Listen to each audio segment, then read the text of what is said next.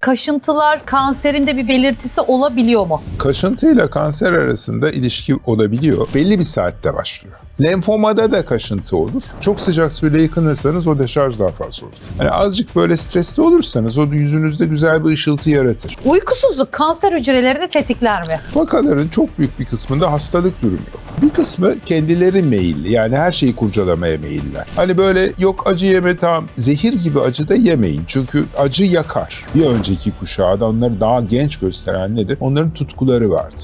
Şu anki neslin en büyük eksiği tutku eksikliği. 50 yaşından sonra çok hızlı bir şekilde efor sarf eden, spor yapan. Siz bunu doğru buluyor musunuz? Zihni eforu harcayacaksınız ki bunamayınız zaten, onu da düşünün. Yıllardır ana akım medyada demeçler veriyorsunuz. En gıcık olduğunuz şey ne? İnsanlar söylenenin maksimum %5'ini algılıyor. Siz beni davet ederken bile araştırıyorsunuz. Hocam ben sizi bildim bileli mesela sizin cildiniz hep böyle parlak ve güzel. Yavuz Dizdar nasıl beslenir?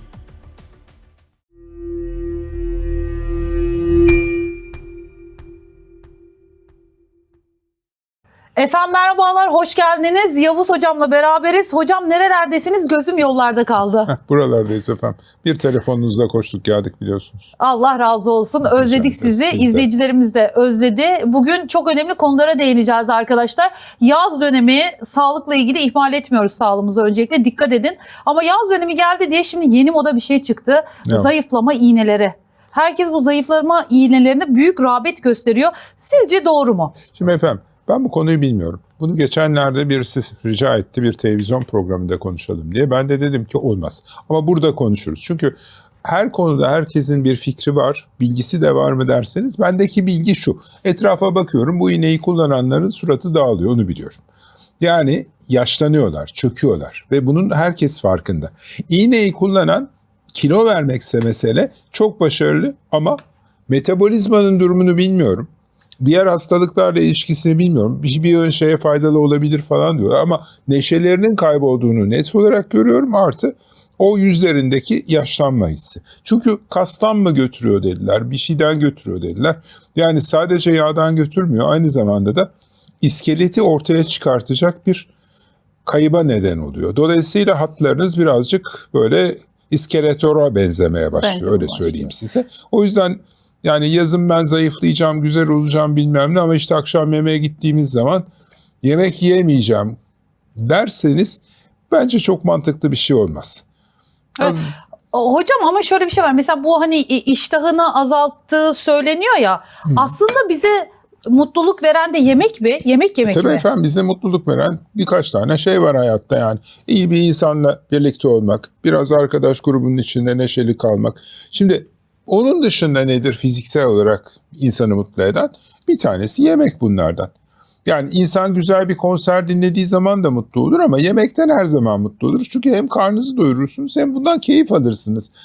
Ve bundan keyif alamaz hale geliyorsunuz. Yani olay yiyememek değil, tiksinmek düzeyine geliyor. Bunu bana bir programda sordular. Yani böyle dediler, işte arkadaşım eskiden mangalın başından kalkmazdı. Şimdi etin lafını duyduğu zaman midesi kalkıyor. Allah Allah dedim, bak dedim bu çok ciddi dedim. Hemen dedim bir sor bakayım basın ultrasonu falan ya. Aradı. Vallahi hocam dedi iğne kullanıyormuş dedi.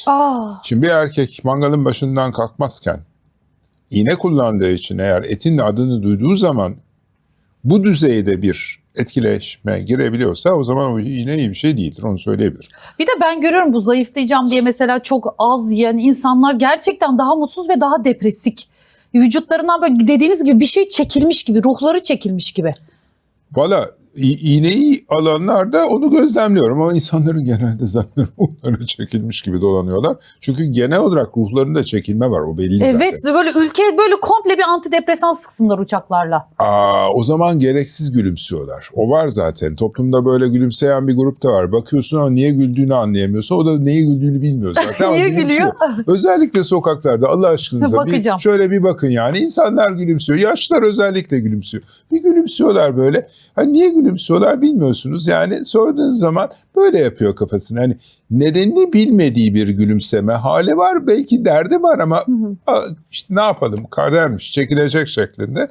Ama yani toplumca bir antidepresan sıkmaya gerek yok. O işin İnsanlar zaten ama. işin esprisi. İnsanın zaten bir takım şeylerin artık ikilemindeler. Evet ya, gerçekten hani dikkat etmemiz gerekiyor. Az yiyorum, göbeğim gidiyor derken psikolojiniz de gitmesin. Dikkat edin buna. Kesinlikle efendim. Göbek gidiyorsa için bir şey için gidiyor. Yani bir erkek durup dururken niye zayıflar? Hakikaten çok kiloluysa o zaman sağlıklı olmak için. Çünkü kilo vermek hakikaten sağlıklılık. Şu anlamda bilinçli, istikrarlı bir şekilde, ama Aysu Hanım, kilo vermek sorun değil. Düşülen kiloyu tutmak sorun.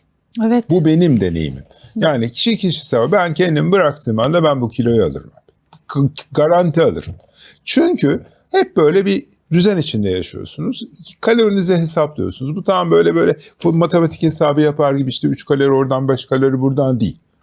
Ama hani bir gün kaçırırsak öbür gün dikkat edelim. Hani bazı akşamlar eğer uykumuz da geldiyse bir şey yemeden yatıverelim ki yani sabahleyin keyifle simidi yiyelim şeklinde yapabileceğiniz bir diyette bir beis yok. Ama tutmak zor. Evet. Yani o çünkü iştah olduğu sürece o zaman da dikkatiniz şöyle oluyor. Az yiyelim, keyifli ve iyi kaliteli yiyelim ve kilo almayalım. Bu doğru mu? Doğru. Çünkü insanlar, özellikle yalnız yiyorsanız yumuluyorsunuz. Evet. Şimdi bizim yemek aralarımız lisedeyken 40 dakikaydı. Sonuç, biz 10 dakikada yemeği yerdik, yarım saat top oynayabilelim diye. Normalde 10 dakika bizim için, bir yemek için çok uzun bir süredir, ama yemek aslında böyle yenmez. Hani karşınızda kıymet verdiğiniz biri varsa yavaş yavaş sohbet ede yani en az 1-2 saat. O 1-2 saat zaten önden bir bandırmalık zeytinyağı falan getirirlerse o sizi kesiyor. Kesiyor. Ben etrafımda şunu görüyorum. Mesela 70'ler, 80'ler, 90 kuşağına baktığımızda hani hep diyorlar ya 90'lar 2000'lilerden daha genç duruyor diyorlar mesela. Mesela biz dedelerimize baktığımızda veya anneannelerimize, herkes dikkat etsin, bulgur pilavını yerlerdi, oturur bir ekmek yerlerdi mesela, ama hiçbir şey olmazdı. Doğru. Şimdi yediğimiz her şey dokunuyor sanki. Özellikle 2000'liler daha olgun, hormonlu yediklerinden mi artık neyine, daha olgun duruyorlar bizlerden mesela. 90'lılardan daha olgunlar. 2000'ler olgun dediği zaten 26 yaşında. 26'da böyle mesela 40 gibi duran da var mesela. Özellikle kadınlarda böyle büyük duruyorlar. Yok o kadar demeyelim. Yani 26-40 durmuyordur, ama hani biraz böyle yaşını büyük gösterenler tabii ki olabiliyor. Biraz belki ondan kaynaklanıyor. Biraz insanların giyim alışkanlıkları da değişti. Yani biraz frapan giyiniyorlar, biraz Estetik. farklı giyiniyorlar. O estetik kısmı da var tabii. Ben size söyleyeyim, belli bir yaştan sonra bunu yaptırmayan neredeyse kalmadı gibi duruyor. En azından ufak tefek dokunuşlar. Niye ediyorsunuz? Çünkü diyorlar bunu zamanında yaptırmazsanız karışırmışsınız. Daha erken kardeşim, yani tamam da daha çok küçüksünüz yani bunu yaptırmak için. Bırak bunu erişkinler yaptırsa, yani şimdiden başlarsan bir de yani nereye kadar bu? Çünkü bütün kilo vermekti, oydu buydu, bunların ortak emeli nedir? Karşıdakine güzel görünmek. Kime güzel görüneceksiniz? Halka güzel görünmek gibi bir derdiniz yok yani, öyle bir şeyiniz yok.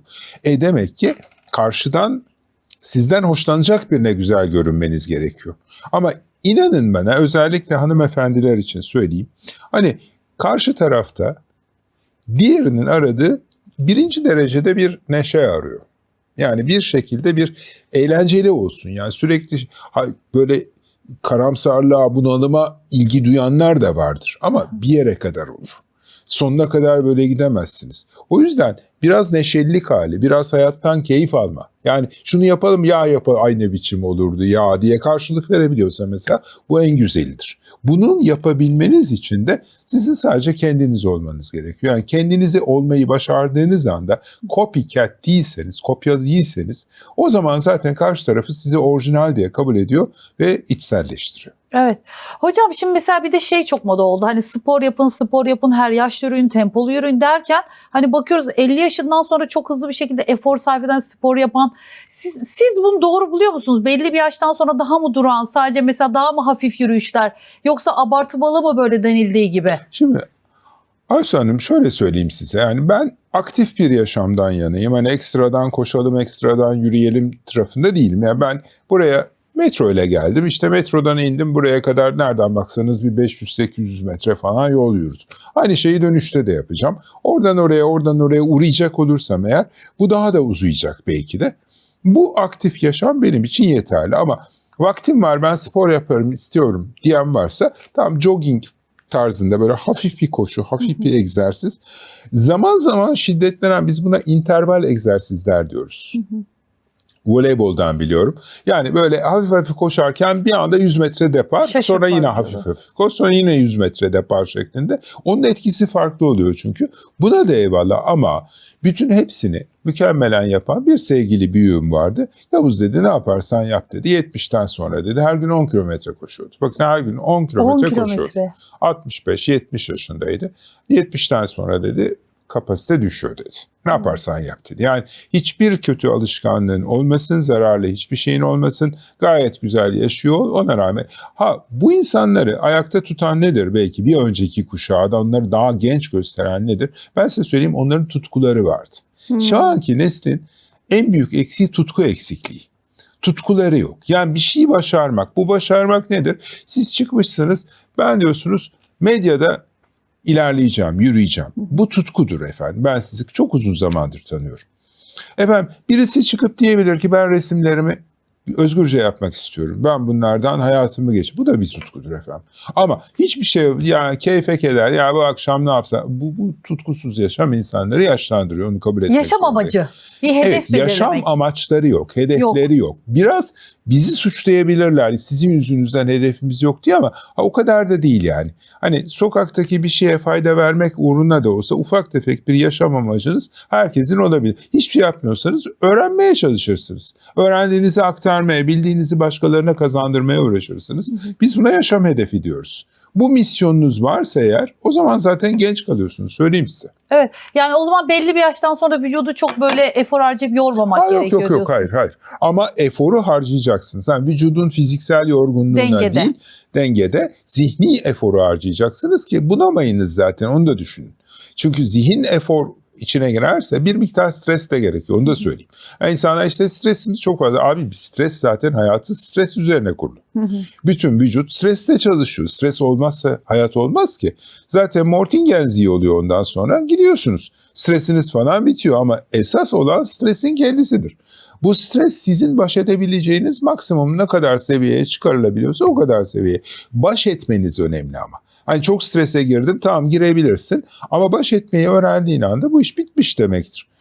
Bugünden yarına isterseniz yakınınızdan gerekirse bir akıl alırsınız, dostunuza danışırsınız, şey yaparsınız ama stres olmadan hayat olmaz zaten. Tabii. Hocam siz yüzlerce vakayla karşılaştınız. Belki de milyonlarca, binlerce meslek hayatınız boyunca.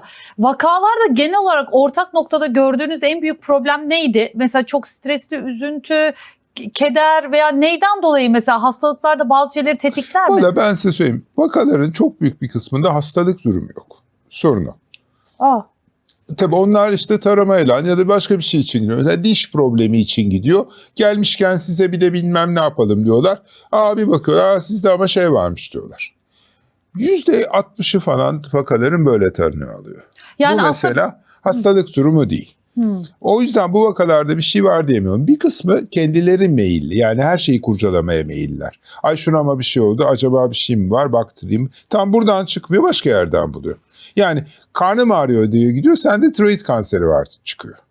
Tiroidi almak gerekiyor diyorlar. Çok fazla kurcalamamak lazım. Onu anladım buradan. Kurcalanmadığı zaman çünkü ileride bu başımıza bela olur. Olmuyor efendim. Genellikle olmuyor. Çünkü ben çok ileri vakaların hiçbir sorun olmadan da yaşayabildiklerini gördüm. Kağıt üstünde vaka çok ileri. Evre 4'ün bilmem nesi olmuş. Orada yayılmış, nefleri varmış bilmem ne, üstelik bilmem ne. Adamın hiçbir şikayeti yok. Çıkmış bir şekilde bulmuşlar. Demek ki diyorsunuz ki bize anlatılan genel ana akımın aksine istisnalar da var ve bir istisnanın ne sıklıkta olduğunu bilmiyoruz. Yani istisna diyoruz ama herkese ana yoldan yürüttüğümüz için istisna diyoruz. Yoksa belki diğerlerinde de öyle olacaktı. Neyse. Ya şeyde de öyle oldu ya mesela bu pandemi sürecinde de herkes vuruldu. Kimisi belki gripti ama yine de vuruldu. Bilmiyorduk ama bir etkisel olarak herkes kendini öyle gördü. Tabii efendim. Yani bir şeyin var olduğunu söylediğiniz anda herkes kendine yakıştırmaya başlıyor. Dolayısıyla yani ister istemez belli semptomlar varsa tabii ki şüphe etmeniz lazım. İşte koku gitti, tat alamıyorum bilmem ne. Tamam diyorsunuz, olabilir bu. O zaman da otur bekle kardeşim, bir şeyin yoksa eğer şikayetin diyorsun, geçiyor sonuçta. Ama bir şeyi çok fazla anarsanız ister istemez insanlar o konuda pozitif bir algı seçiciliğine gidiyorlar. Evet. Hocam ben sizi bildim bileli mesela sizin cildiniz hep böyle parlak ve güzel. Yani cildiniz de şey olmuyor. Yani neye borçlusunuz bunu? Mesela Yavuz Dizdar nasıl besleniyor? Siz bu arada iştahlı biri de hocam. Yani yiyor da. Ama sizde hiçbir şey olmuyor maşallah. Hiçbir yediğiniz dokunmuyor. Ben bir şey yemiyorum ki. Nereden biliyorsunuz yediğimi? Hayır, beraber yediğimiz kısımlarda biliyorum. Yani mesela dış çekimlerde falan bir da. simit yedik, bir şey yedik, Ha. bir şey yemedik sizde. Normalde ben fazla bir şey yemiyorum. Ama bu tamamen dediğim gibi kilo kontrolü için. Ne yaptığımı söyleyeyim size. Mesela dün akşam ne yaptım? Bir önceki günü baktım çok fazla karbonhidratla geçirdik. Neden? Ne oldu? Sabahleyin bir simit poğaçayı yedim. Simitçiden aldığım şey. Sonra gün boyunca bir şey yiyemedim. Öğleden sonra arkadaşlarıma gittim. Arkadaşlarım da otururken dedi ki bana sana tost yapayım. İyi yap Emin, yaptı. 3 tane şu kadar parça tostu da yedim. Şimdi bu tabii fazla kuru bir şey. Bir sonraki gün ben de dün akşam ne yaptım? Sonuçta bir tane lavaşı açtım. İçerisine hazır satılan salatalar var. Bazı marketlerde. Yani üzerine zeytinyağını döktüğün anda yiyebiliyorsunuz şekli. Onu işte peynirini falan koydum. Ondan geçirdim. Sistemi dengelemek adına. Bunun kalorisi çok az. Ama ben özel olarak Yavuz Dizdar şu diyeti yaptığı için cildi parlıyor değil. Çok su içiyorum. Yüzüme sadece normal sabunla yıkıyorum. Hangisi? Yani- Beyaz sabun mu? Beyaz sabun. sabunla. Beyaz sabun. Yani marketten beyaz sabun. Kokulu sabunlar çünkü eski kokulu sabunlar gibi değil. Onları sentetik kokuyla yapıyorlar. Ondan da hoşlanmıyorum. Bazıları parfüm gibi o derece kokuyor çünkü. Ama normal beyaz sabunla yüzümü yıkıyorum. Ne zaman yıkarım? Her sabah ve her akşam eve geldiğimde mutlaka yüzümü yıkarım. Onun dışında da inanın hiçbir şey yapmıyorum. Yani bir keresinde bir tane sevgili arkadaşımız dedi ki gelin sizin güzellik salonunuz var. Sizin şey yapacağız dedi. Cilt bakımı yapayım dedi. Ben de şeyden çok hoşlanırım. Yani böyle masaj gibi böyle ufak tefek dokunuşlar falan filan. Ya kızın çıkarttığı şeyin haddi hesabı yoktu. Fakat ben yine inanamadım. Nasıl oluyor onu bilmiyorum. Hani eğer cilt bakımına gittiğiniz zaman onlar yine bir şey yapıyor. Yapacak bir şey buluyor ama bakımdan sonra daha kötü olduğunu biliyorum. Bakıma gelince daha kötü oluyor. Kendi haline bırakırsanız daha iyi olur. Alışkanlık da mı oluyor acaba ciltte bazı şeyler mesela? Elbette efendim. Çok iğneli işlem yaptıranlar da. Yani şimdi tutup da bir yığın işlemler bilmem neler yaptıranlar var. Onların bir kısmı sonra tabii geri tepiyor. Geri tepince bunlar bir daha düzeltilmesi gerekiyor. Biraz kişisel gerginliğin de aslında cilt güzelliğine etkisi var. Yani kişisel gerginlikten kastım. Hani azıcık böyle stresli olursanız o yüzünüzde güzel bir ışıltı yaratır. Yani Evet. sadece böyle süper hoşnut olanların yüzü çok fazla parlamaz. Bak manşet, az stres yüzü parlatır. Aynen öyle koyabilirsiniz. Az stres yüzü parlatır arkadaşlar. Çok doğru. Çok güzel bir tespit. Hocam bize yıllarca şu söylendi. Çok fazla kızartma yemeyin, yağlı yemeyin, kanseri tetikliyor. Yeşilçam'dan kalma bir şey. Ben size söyleyeyim. Doktorların büyük bir kısmı Yeşilçam'daki reçeteleri hala uygulamıyorlar artık. İşte acı turşu bilmem ne. Hulusi Kentmen hasta yatağında yatıyor. İşte bir türlü şey olamıyor. Ona durmadan abuk sabuk şeyler veriyorlar derken oraya Filiz Akın ya da Hülya Koçyiğit, şu an hatırlamıyorum sahneyi, geliyor ve bu böyle olmaz diyor. Kuru fasulyeyi falan yapıyor. Adam oh be kendimize geldik diyor. Şimdi kızartmayı doğru düzgün yaparsanız kızartma bir pişirme yöntemidir. Bunda bir sorun yok. Yani kızartma benim mideme dokunuyor. Kızartmanın kendisi dokunmuyordur muhtemelen. Yani yağını mağını falan evde yaptığınız şeyden bir şey olmaz. O kesin. İkincisi hani böyle yok acı yeme tamam. Zehir gibi acı da yemeyin. Çünkü acı yakar. Doğrudur. Ama acının mesela verdiği başka sağlık şeyleri de var. Kansere karşı koruyucudur. Öyle derler. İşte Doğu bölgesinde Bilimsel sürekli şey. acı yiyorlar. Onlar avuç avuç yiyorlar. Evet, onların yediği acıyı ben yersem yemeğin tadını alamadığım için zaten onda birini bile yiyemiyorum. O zaman Ama yarısını bu etkiyi görmemiz lazımdı. Yani böyle de diyelim. Ama yani mutlaka mesela o da ter fışkırttırıyor, toksin atıyor. Öyle diye düşünmek lazım bir yandan da. Dolayısıyla tıbbın bu beslenme konusunda ne yiyelim muhabbetinin olmaması nedeniyle de acı ekşi turşu yemeyelim bilmem ne şeklinde. Turşu eski turşu değil, bilmem ne eski turşu değil. Kızartma diyorsunuz. Geçenlerde canım çekti. Hadi dedim bak bunu kolay yaparsın. Konserve patlıcan kızartması. Evde dursun nasıl olsa bir şey olmuyor. Tamam bir şey olmuyor ama hani çıkarttığınızda da yani bu da yani dışarıdan alınmış bir ya da evde yapılmış bir dışarıda yenilen ya da bir patlıcan kızartması değil besbelli. Başka bir teknikle yapmışlar. Hani kızartmış mı kızartmamış mı ondan da emin değilsiniz. İçine sosu basıyorlar, kapatıyorlar. Tamam öyle oluyor ama Allah kabul etsin kızartma diye yiyorsunuz. Evet. Ya bir de aynı yağı kullanmayın tabii. Mesela o dışarıda şey yapılan ben hiç sevmiyorum. O hazır şeylerde yağın içine sürekli gün boyu pişiriyor, atıyor, pişiriyor, Dışarıda atıyor. öyle yapıyorlar efendim Dikkat. ama her yer öyle değildir. Yani kaliteli Evet. yerler bunu yapmazlar. Normalde bir yarı yağla sizin 4-5 kere falan kızartabilirsiniz maksimum. Evet. Kızarttığınıza bağlı olarak değişir bu. Ama endüstriyel satış yapan yerler yani daha çok böyle zincir gıda şirketlerinin dükkanları, hamburgerciler falan filan onlar ister istemez daha uzun süreli yağ kullanıyor. Şimdi günümüz şartları artık herkes böyle geç yatıyor. Elinde telefon sürekli işte Reels kaydırıyoruz falan filan. Uykusuzluk kanser hücrelerini tetikler mi? Valla çalışmalar tetikler diyor. Yani uyumak vücudun tamiratı ve düzeni için gerekli. Uyku dediğiniz şey sadece beynin uyuması değil. Sizin vücudunuzun aslında kendine gelebilmesi için uyuyorsunuz. Ve bu kendine gelme eylemi aslına bakarsanız siz uykuya daldığınız sırada özellikle gece yarısına doğru büyüme hormonunun ve melatoninin salınmasıyla başlıyor. Bu büyüme hormonu çocuklarda büyütüyor. Uyusun da büyüsün meselesi oradan kaynaklanıyor. Çocuk eğer büyüme hormonu eksikliği var mı diye mesela test edilmek istendiğinde gün içinde alınan kan örneğinde hiçbir anlamı yoktur. Gece yarısını geçtikten sonra 15 dakikada 20 dakikada bir kan alırsınız. Biz nöbetlerde buna koyarlardı. Zor bir iştir. Şöyle zor, iş zor değil de yani arası yok. 20 dakika.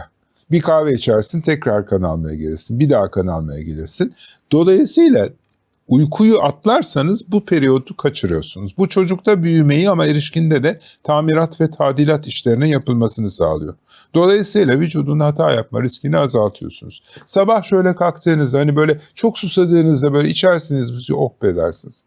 Bu şey oh be uykuya doydum şeklinde kalkıyorsanız gününüz çok iyi geçiyor. Ben o yüzden uykuya çok fazla dikkat ediyorum. Bugün buraya geleceğim diye mesela dün akşam ben 8.30'da yatmıştım. Yatabiliyor muyum? Evet yatabiliyorum. Alışkanlık gereği 5'te kalkıyorum ve 4.30'da kalktım. Yani günde Yavuz Dizdar kaç saat uyumuş oluyor? Her halükarda 7 saati bulmaya çalışıyorum. 7-8 7 saat o kalktığınızdaki ya oh be doyduk be güzel uyuduk hissiyatı varsa gününüz çok iyi ve enerjik geçer. Ya Öbür türlü de enerjik başlarsınız öğleye doğru ama pil bitiyor. evet, mutlu kalkma hali. Evet, Hani uyanınca Evet, böyle bir tatminkar bir uykudan evet, kalkıyorsunuz. böyle gülerek hani kalkarsın bir de uf diye Ay böyle. evet ay şimdi kim çok- gidecek? Evet Doğru, o tam o hal dediniz. aslında yoruyor Doğru. bedeni de yoruyor, zihni de yoruyor Doğru. diyorsunuz. Hocam şimdi ellerde ve ayaklarda uyuşma olması neden uyuşma olur? Uyandığınızda falan da böyle el ayak uyuşur Daha ya. çok sabahları uyuşukluk aslında romatizmal hastalıkların bir semptomudur. Sabah tutukluğu adını veriyoruz. Ellerde oluyor genellikle. Sonra açılıyor. Nedenini bilmiyoruz. Neden oldu derseniz bilmiyorum. Kafa patlatmam lazım bulabilmem için. Okuyarak bulunabilecek bir şey değil çünkü bu. Ama bir semptomdur bu. Hastalardan da dinlediğiniz zaman hakikaten sabahleyin oluyor. Daha sonra gün içinde açılıyor bunlar. Evet. Ama onun dışında benim parmak uçlarım uyuşuyor bilmem ne oluyor falan filan varsa ve bu sürekliyse ve ilerliyorsa ona bakmak lazım. Bir nörolojinin görmesi iyi olur. Hani bize diyorlar ya yani doktorlar öyle diyor ya bağırsak ikinci beynimiz işte karaciğerimiz önemli falan. Gece yarısı birden böyle uyanıyorsak karaciğerimiz veya bağırsaklarımız tehlikede olabilir mi? Sizi böyle bir şey tetikliyor ve beden uyandırıyor. Yok Ani be. uyanmalar. Yok. O kadar olmuyor. Yani ondan bir alakası yok. Bağırsak eğer ikinci beyinse açım diye uyandırıyor. Açlığı şöyle ifade ediyor. Bende mesela değişik bir şekilde ifade ediyor. Ben protein açlığına girmişsem eğer kalamar falan yendiğini görüyorum. Nedenini bilmiyorum. Yani et yediğimi görmem. Kalamar. Kalamar yendiğini görüyorum. Hiçbir fikrim yok ama normalde bu gece uyanmaları sindirim sisteminin ikinci beyin olması nedeniyle sizi uyan ve kendinize bir bakın falandan kaynaklanmaz. Genellikle insanlar uyku periyotlarını zaten kısa aralıklarla yapıyorlar. Aslında vücut o 7 saat uyusanız da onun bütünde uyumuyor. Sadece küçük bir kısmında derin uykuya geçiyorsunuz sonra tekrar uyanıyorsunuz. Böyle giden bir şey bu. Evet. O hafif uyanma hallerini zaten hepimiz yaşıyoruz ama gece yarısı bir anda kalktım böyle buramdan saplandı. Ama ona baktırmak lazım. Evet, yani bir de sürekli bu tekrar ediyorsa Evet, ona mutlaka baktırmamız baktırmak lazım. lazım. Şimdi hocam kaşıntıları biraz konuşmak istiyorum. Çünkü her kaşıntı masum mudur? Yoksa böyle kaşıntılar kanserin de bir belirtisi olabiliyor mu? Şimdi efendim kaşıntıyla kanser arasında ilişki olabiliyor ama mesela bu kaşıntı insanda birisi kaşınıyorsa ben size söyleyeyim bugüne kadar açıklayamadığım kaşıntılar da oldu. Teyzemdeydi bir tanesi. Teyzem kaşınıyordu, hiçbir şekilde nedenini bulamadık ama belli bir saatte başlıyor. Yani şimdi insanoğlu fark etmiyor da biz gece gündüz döngüsüne tabiiz. Mesela lenfomada da kaşıntı olur. Hastalıkla ilişkili de olabilir ve ilişki olarak da yani böyle sürekli bir kaşınma halindeyseniz ciddiyse o zaman araştırmanız lazım. Bizim tıpta en çok bildiğimiz böyle kaşınma hali daha çok karaciğer ve safra yolları hastalıklarına bağlı olarak. Ha. Birisi kaşındıysa böyle kaşınmaya başladım ya ama ciddi bir şey olmayacak. Yani eğer koşullar itibariyle sosyoekonomik seviye düşükse o zaman kaşıntının başka nedenine bakmanız lazım Egzama öncelikle. vesaire, stres. Egzamanın ötesinde uyuz bakmanız lazım. Ha. Uyuz çünkü sağlam kaşındırır ve baya kaşınır. Daha çok böyle bir odada çok kişinin yattığı ortamlarda aynı şeyi kullanınca buradan bileklerden besleniyor daha çok. Cilt altında yaşıyor. Dolayısıyla bu mesela kronik kaşıntı yaratır. Bunun değişik türleri var ama normal koşullar altında kaşıntı karaciğer için bizim alarme olduğumuz bir şeydir. Safra yolları içindir. Kısmen pankreas belki ama bu dediğim kaşıntı hani böyle ya sırtımda bugün ne tatlı kaşıntı. Öyle değil. Sizin Bu dediğiniz değil, başka bu değil. bir şey. Bayağı ciddi yani kaşınıyorsunuz. Durmadan kaşınıyor veya Evet. avucunun içi kaşınıyor. Bir şey oluyor. Avucunun içi kısmını mesela bizde para girecek, para çıkacak diye adlandırılır. Avuç içi kaşıntısı da doğru. Bende kendim deneyimlediğim bir şey vardır. Banyo sonrası kaşıntı. Sıcak sudan mı Evet, demek? o histamin deşarjından oluyor. Ha, bak bunu bilmiyordum. Yıkandığınız zaman ciltteki mast hücreleri falan deşarj ediyor. O da vücutta ya da yıkanma alerjisi diyebiliriz artık ne dersiniz? Ya mesela kimisi de diyor ki çok sıcak suyla yıkanmayın falan yani. Doğru Siz katılıyor efendim, musunuz? doğru. Doğru mu? Sıcak suyla, çok sıcak suyla yıkanırsanız o deşarj daha fazla olur. Aa. Onun için böyle ılık ya da soğuklama daha çok. Ama mesela biz hani Türk filmleri Yeşilçam'dan açıldı. Demin de söylediniz ya. Hani böyle kazanın içine getirir çocuğu böyle kaynar sularla yıkar falan. Böyle hep sıcak kullanmış. Ondan biz de yaşadığımız için evet aynen öyle. Kazanın Siz de yıkadılar içinde, mı öyle? Tabii ki yıkadılar. Sobanın önünde leğenin içerisinde yıkandım ben. Yani çocukluğum öyle geçti benim. Nerede o? Beyoğlu'nda oturuyorduk ama yani her zaman hamam yakamazsınız. Hamam sadece pazar günleri yanar. Hamamı yaktığınız zaman da böyle devasa bir şey altında odunlu bir hazne var. O odunlu hazneyi tutuşturuyorsunuz. Bu her zaman olacak bir şey değil. İçerisi çok da güzel sıcacık oluyor böyle. Ama onun dışında böyle günlük yıkanmalarda leğeni koyarsınız. Çocuk zaten küçüktür. Döke yıkarsınız sonuçta. Ya ne güzel günlerdi ama Evet, ya. güzel Hani böyle günlerdi. gerçekten hani böyle kestane, ben hatırlarım rahmetli anneannem. Kestane, Sobanın ayva. üstüne kestaneyi Evet. yaparsınız, ayvayı yaparsınız. Portakalın kabuklarını koyarsınız, mandalinanın kabukları içeriği mis gibi kokutur. Ekmek kızartırsınız. Babam mesela açıp orada hamsi bile yapmıştı. Ay ızgara, ne sobada. güzel. Güzel günlerdi ya gerçekten de. Kıymet bilinecek. Toprakla Evet. haşır neşir. Çocukken toprakla oynadığımız günler. Evet. Şimdikiler tabletle oynuyor. Tabletle dünyaya geliyor. Yani öyle olunca da böyle oluyor. Öyle olunca böyle. Yani dikkat. Ya hocam mesela siz yıllardır televizyonlara çıkıyorsunuz. Yıllardır ana akım medyada demeçler veriyorsunuz. En gıcık olduğunuz şey ne? Hani hep size sorulan. Yani Türk halkının veya toplumun sürekli size sorduğu veya artık illallah bu da çok soruluyor dediğiniz. Genel olarak halktan gelen soruları soruyoruz Şimdi ama. bu konuda haklısınız. Ben de öyle düşünüyordum başlangıçta. Sonra aslında yanlış düşündüğümü anladım. Çünkü insanlar söylenenin maksimum %5'ini algılıyor. Tekrar söylüyorum. Verilen mesajın %5'ini belki algılıyorlar. O yüzden çoğu insan mesela bugün daha başıma geldi. Sabahleyin dolmuşta bir beyefendiyle karşılaştık. Önde oturuyor. Hocam dedi, sen dedi hukukçuydun değil mi dedi. Yok ben hukukçu değilim dedim. Ama hukukçu diyen, ressam diyen, depremci çok diyen bu şekilde bu kadar yıllardır ve sürekli aynı konularda Aysu Hanım konuşuyoruz. 3 aşağı 5 yukarı aynı kanser ve nasıl korunuruz konuşuyoruz. Buna rağmen insanların aklına demek ki bu girmiyor. O yüzden aslında soruların değişmese bile içeriğinin yanlış yanıtlama yönteminin değiştirilmesine kanaat getirdim.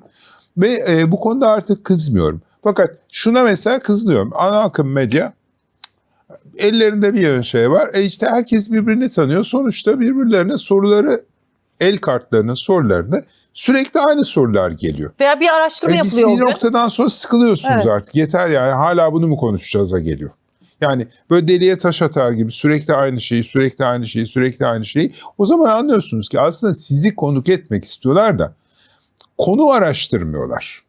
Yani Ama- siz beni davet ederken bile araştırıyorsunuz. Bir şeyler buluyorsunuz. Evet. Yeni bir şeyler var. Bakın şöyle şöyle diyorsunuz. Evet. Ben size diyorum ki ya onu dikkate al ama öbürünü çok fazla dikkate alınacak bir şey konuşuyoruz, yok. istişare Ama yapıyoruz. önden bir çalışmanız var sizin. Ana akım medyada maşallah öyle bir çalışma yok. Böyle diyorlar hocam. Yapay zekaya sor o zaman. Aslında şöyle bir şey bence bu böyle plasebo etkisi yapıyor herhalde insanlar arasında da. Mesela biz şimdi biraz önce kızartmaları konuştuk değil mi? Evet. Siz dediniz ki yiyin. İyi. Evet. Ay siz yiyin demenize rağmen hayır. Yani o kafada öyle oturmuş ya algı. O algıyı değiştirmek çok zor herhalde. Tamam, kızartma gibi güzel bir şey yok ki. Yani patlıcanın Yani bilinen şey mesela kızartmasının- kanseri tetikliyor dediler ya ona mesela. O algıyı değiştirmek Neyi? çok zor. Mesela insanlara halk arasında deniyor ya mesela kızartma aman yemeyin, yıllarca öyle söylenmiş, kanseri tetikliyor dediler yok değil mi? ya. Biz sorduk size, siz ne Eskiden dediniz? Yiyin. gastrit yapar falan derlerdi. Midede ülser yapar derlerdi. Onun da nedenini bilmiyoruz.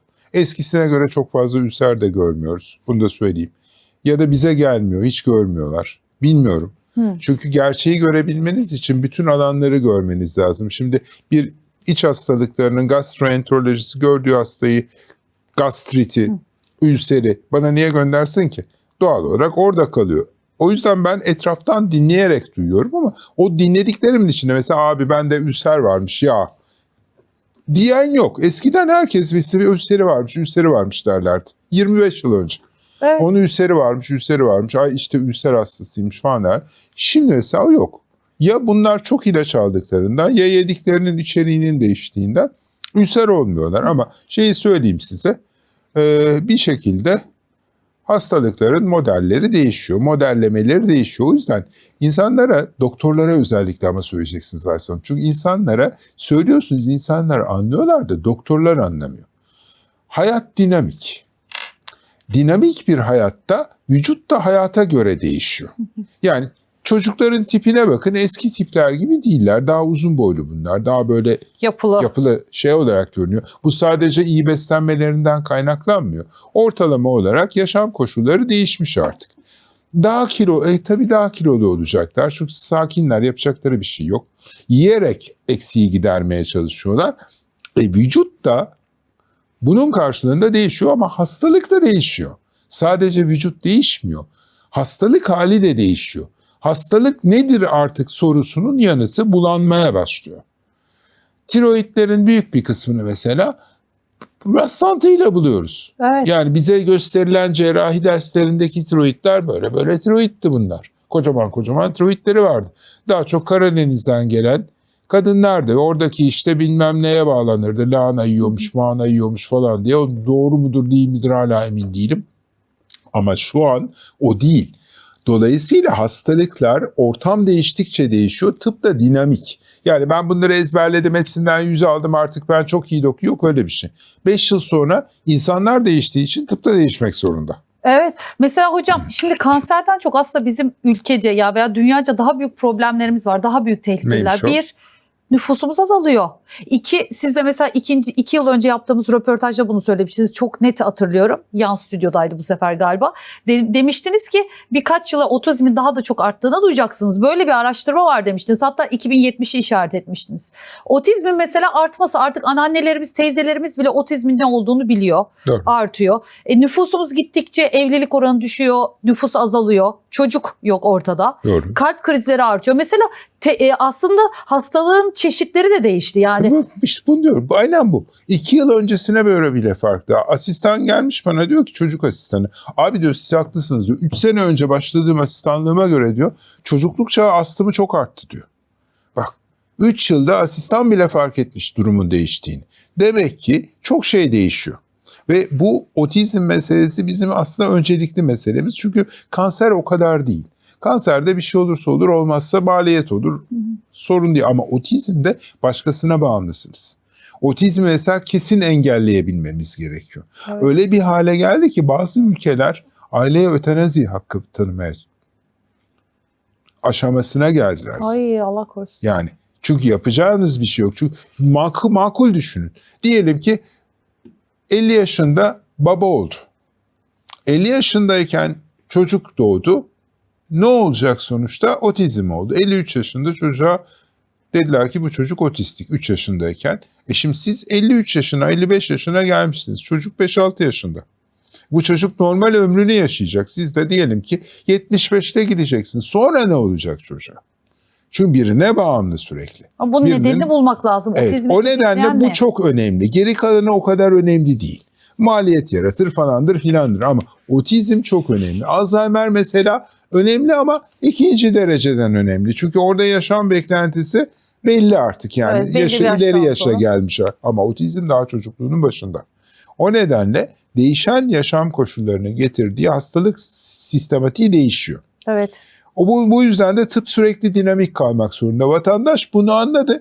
Doktorlar hala Yeşilçam'ın anlattığı tıbbın geçerli olduğunu düşünüyor. Geçin bunları o diyorsun. hastalıklar evet kızartmadan olmuş. Ne kızartmasından olacak abi, kızartma mı kalmış? Konu değişti. Evde Bambaşka bir kimse yere kızartma gittik. da yapmıyor ki. Airfry'la şey yapıyorlar sürekli işte havayla bilmem ne yapıyorlar. Hani şöyle can suyu kızartmıyor. Niye kızartmıyor en son? Ya geçin bunları yani. Konu Hayır, daha da niye ciddi. kızartmıyor? Niye kızartmıyor? Kokuyor. Kokuyor. Ay ben hiç kullanmıyorum. Perdelemesini Airfryer falan. Hayır, kızartma yaparsa kokuyor. Hayatında evde şey balık diyeceğim, ben kızartmaz. bazı teknolojik- Asla kızartmaz. Ben bazı teknolojik şeylere karşı mesela hocam Türk kahvesi cezvede güzel. Aynen öyle. Bravo. Sevmiyorum o Bravo efendim. Bravo. Fokur fokur o Dur, köpüklü. Biraz yavaş Evet. cezvede olacak tabii Evet ki. bazı şeyler Bazı şeyler usulünce olacak. Evet. Tamam, öbürüyle de oluyor. Altından ateş gelerek olacak. Şimdi tamam, diğeri daha pratik gibi görünüyor. İndüksiyonla yapılması falan. Ama öbürünün de ısısını kontrol edebiliyorsun. Zart diye kapatabiliyorsun altını. Öbüründe öyle olmuyor ki. evet. Kapatıyorsun, o ısısı geçene kadar bekliyorsun durmasını. Tencereyi çekmek zorundasın. Mesela yemek harlı ateşte güzel böyle. Evet, Elektrikli yemek ocakta mesela değil. bazen harlı ateşe girecek, Evet. bazen kısık ateşte pişecek gibi. Ben de %100 size katılıyorum. Acıktım. Bildiğimiz usulün dışına Evet. taşmamak ama genel olarak kadınlarımız artık evlerinde koku olarak sadece oda parfümü istiyor. Yok. Yani yemek kokusu olmayan eve ev demem. Kullanmayın. Onlar da çok şey oda kokuları sürekli. Bazıları çok kötü. Yoğun. Çok kötü. Bir de ona bazıları. sürekli maruz kalıyorsun Doğru. evin içerisinde. Vallahi hocam yani böyle değişik bir şey oldu bu sefer gündem. Her Evet. konuya girdik. Her konuya girdik. İyi oluyor efendim. Böylesi de lazım. Çünkü sürekli aynı şeyleri konuşup kasvete girmektense zaten yaz vaktine gelmişiz. İnsanlar sıcaklarla bir süre... Doğal olun. Hayatı sevin. Doğal olun, hayatı sevin yani. İlla her şeyin en bilmem nesi olması gerekmiyor. Onu da söyleyeyim. Çok titiz pimpirikli olanlara daha çok Ben hastalık çok insan geliyor. kasıp da o parayı yiyemeyen, işte sürekli hayatını bir saniyesini bile keyfince geçiremeyen insanlar gördüm. Keyfince kendisi geçirmeyebilir. O onun keyfidir, benim gibi. Ama aileniz sizden bekliyor. Yani biraz da birlikte olalım diye bekliyorlar. Onu ihmal etmemek lazım. Ya o- Büyükleri ihmal etmemek lazım. Kesinlikle.